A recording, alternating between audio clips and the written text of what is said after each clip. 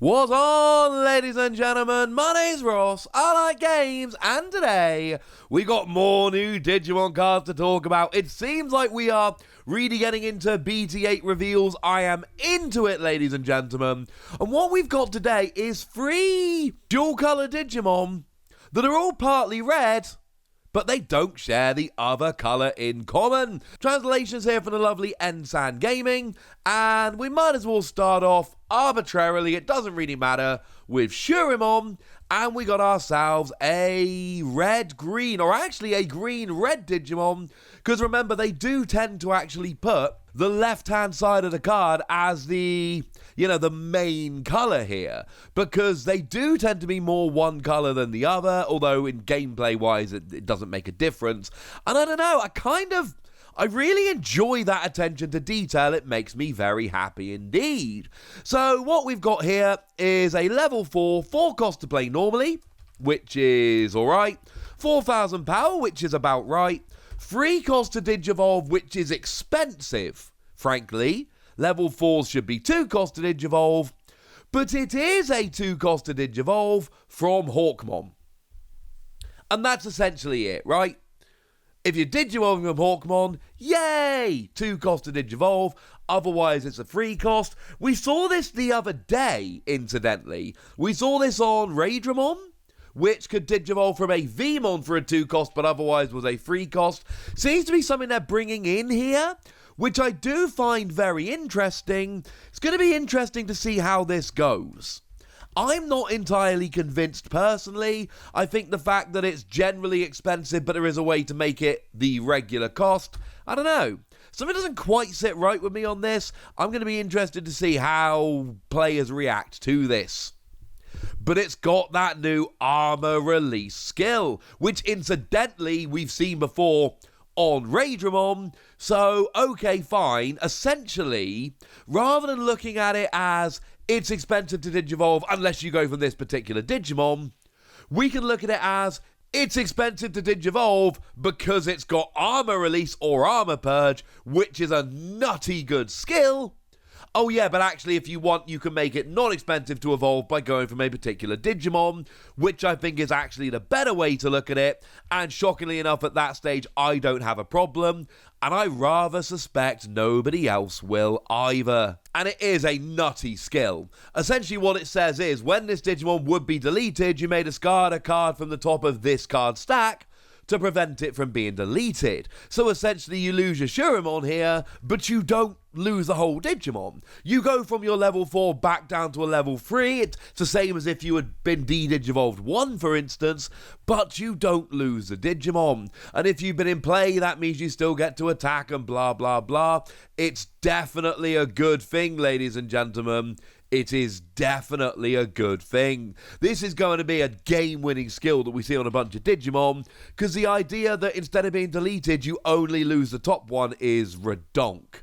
It really is redonk. Oh yeah, and when you evolve, you choose one of your opponent's Digimon that has blocker, and you say that that Digimon can neither attack nor block until the end of your opponent's next turn.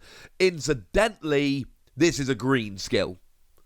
And that's why it's left-hand green. And maybe I'm making too much about this. I don't really know.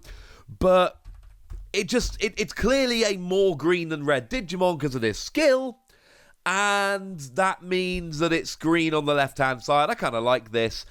And basically, it's turning off a Digimon for a turn. You say, right, for one turn, you can't attack, you can't block.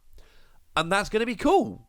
It's a Digivolution skill. And incidentally, if you would be deleted, you get rid of Silphymon, you keep your level 3, which hopefully is going to be a Hawkmon, and then there's a potential to next turn Digivolve back up into Silphymon and actually get this Digivolution skill a second time.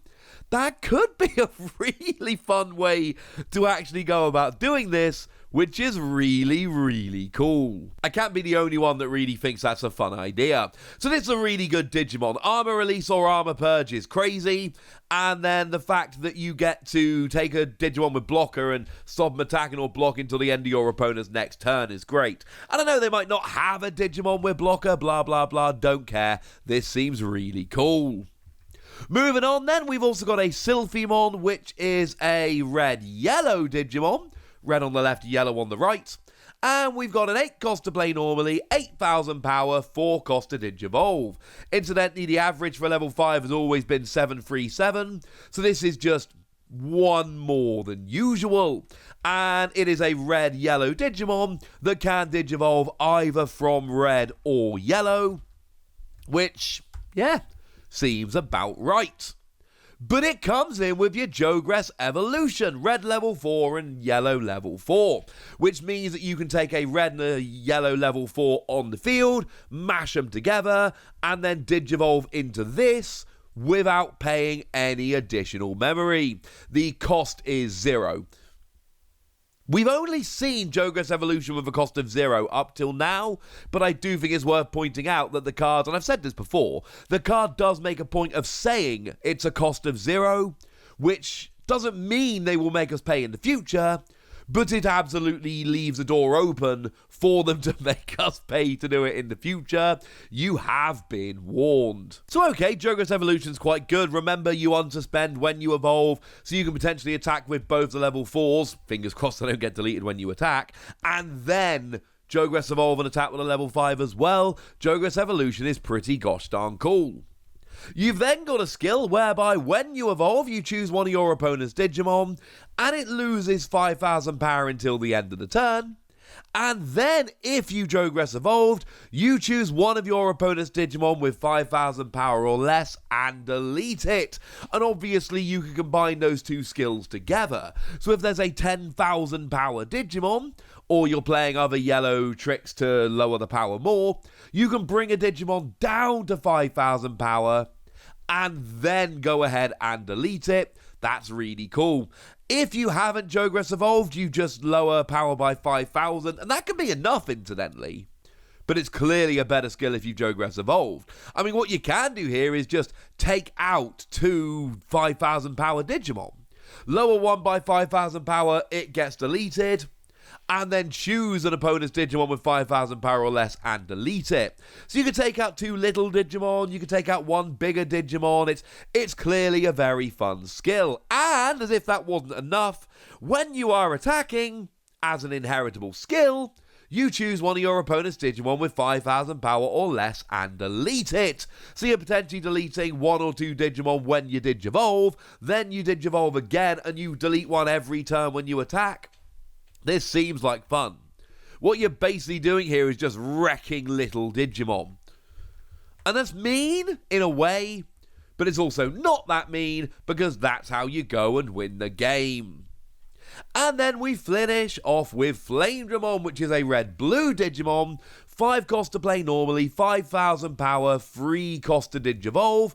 Once again, this is a level 4. Not sure why we didn't go both level 4s and then finish with the level 5, but we didn't, and I'm okay with it.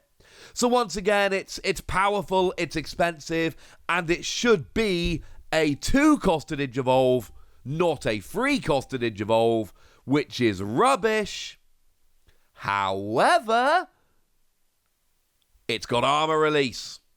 And incidentally, you can evolve from a Vmon for 2 cost. But it's got armor release, so yes, there is a way to lower the cost, which is nice, but it's more expensive because it's got that armor release skill, and we've talked about armor release or armor purge, and it's nutty good.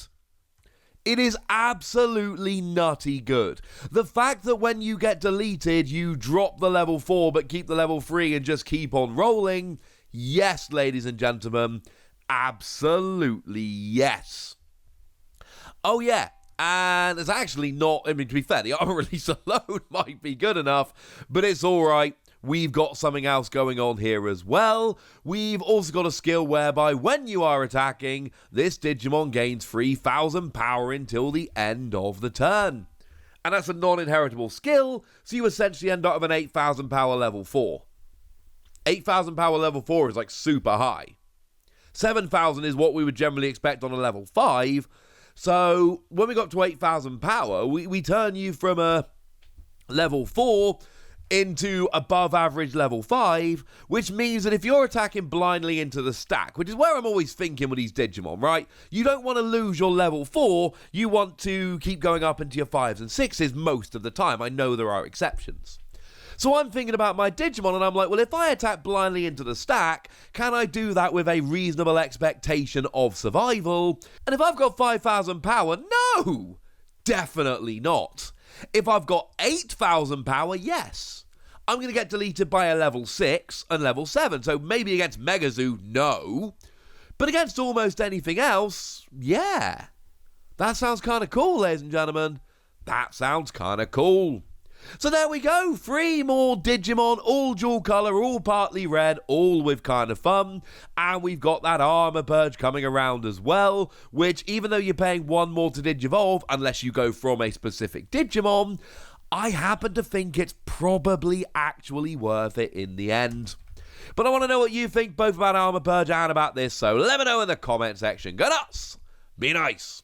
And then make sure you like this video, subscribe to this channel, follow me on Twitter at TheWasi.